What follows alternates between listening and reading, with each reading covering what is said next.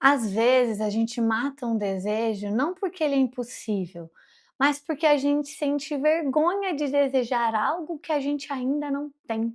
Aí a gente começa a fingir que não quer mais, porque parece ser menos doloroso dizer eu nem ligo do que assumir que aquilo ainda importa. E eu me lembrei disso de uma forma muito simbólica, num casamento. Eu já fui em alguns casamentos e eu acho lindo, eu acho romântico, eu acho um simbolismo muito bonito sobre a união de 2 pessoas. Porém, tinha uma curiosidade: todas as vezes que a noiva ia jogar o buquê, eu nunca estava na muvuca para pegar aquele buquê. E eu me peguei pensando: o porquê é que eu não vou até aquela muvuca? E me veio algumas frases de julgamento que eu fazia. Como: "Ai, essas mulheres são desesperadas, carentes, elas estão se colocando no lugar de que precisam de um marido, que precisam de um homem, e eu não vou me colocar nesse lugar". Então parte de mim achava aquilo um gesto de fraqueza daquelas mulheres, porque se elas eram tão boas, por que que elas estavam ali lutando para pegar um buquê para casar? E parte de mim achava que eu não precisava daquilo, que o que era meu chegaria na hora certa. Só que isso escondia algo muito profundo sobre mim. Eu estava sufocando um desejo que na verdade existia.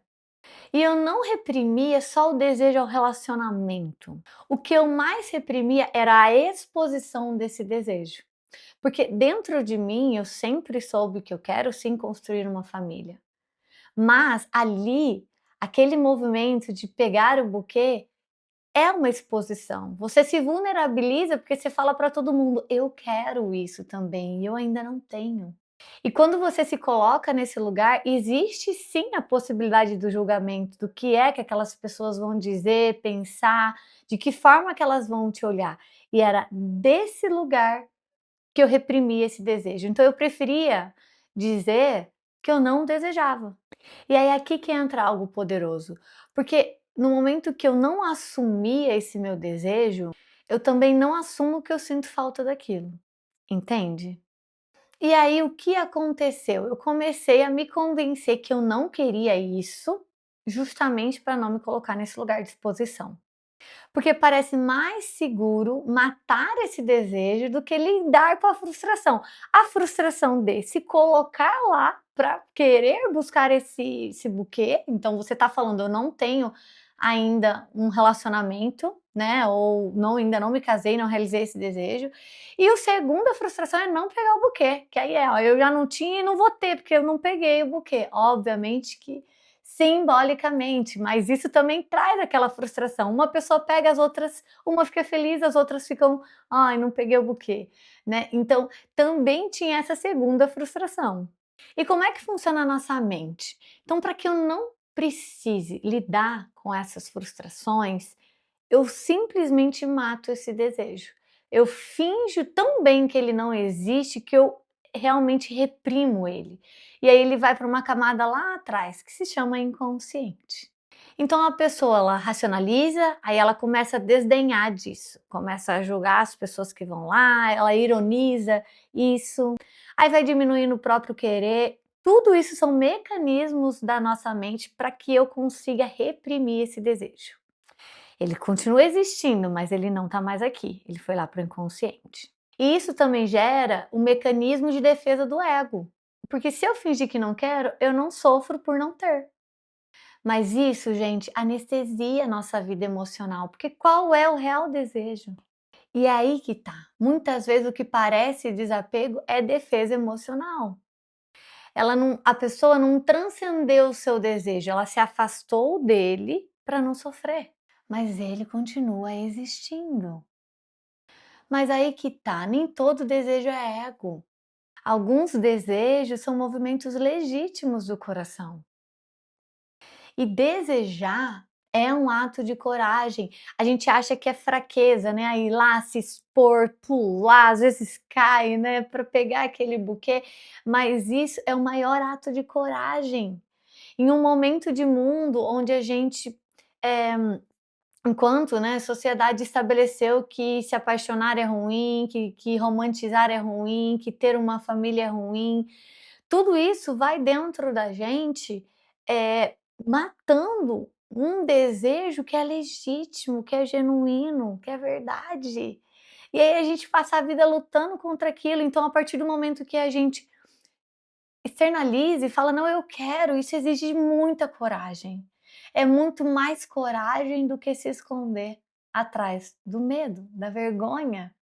Ao invés de reprimir, é fácil reprimir, difícil é expor, difícil é assumir o teu desejo. Quando você reprime aquilo que você sente, você começa a se fragmentar. Quanta coisa você disse que não queria, só porque tinha medo de não conseguir. Quem te ensinou que desejar é fraqueza? Será que você realmente desapegou? Ou será que você só desistiu antes? O ego prefere negar o desejo do que lidar com a vulnerabilidade. Assumir um desejo é parar de se abandonar. E aqui eu não tô só falando da vida emocional, afetiva, aqui eu tô abrindo quantas coisas, quais os seus desejos. Você quer viajar, você quer trabalhar numa outra empresa, você quer se mudar. Quais os desejos você está fingindo e trabalhando arduamente para se convencer que não quer mais? Só porque parece grande demais ou só porque as pessoas vão julgar? Você está protegendo o teu ego, mas e o teu coração? Você está protegendo também? Isso acontece em muitas áreas da vida. E o importante de ir lá, se expor, pular para tentar pegar o buquê, não é a resposta de que "Ai, agora você vai encontrar alguém e vai casar". Não. O mais importante desse simbolismo é: eu parei de me abandonar. Eu parei de sufocar o que eu desejo. Eu parei de anular a minha verdade. Essa é a minha verdade. Pela primeira vez eu não me abandonei para parecer forte. Você não precisa ter vergonha do que sua alma deseja viver. A vergonha pode te fazer trair o seu próprio coração. O desejo reprimido não desaparece, ele só se cala. Talvez o maior passo aqui não é conquistar algo, é parar de fingir que não deseja.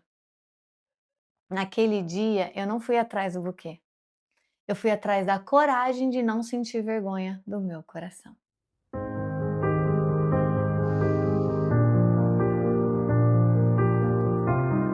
Se você gostou desse vídeo, se você quer se entender, evoluir de dentro para fora, fica. Toda semana tem vídeo novo sobre autoconhecimento e espiritualidade por aqui. Eu te vejo no próximo. Até lá!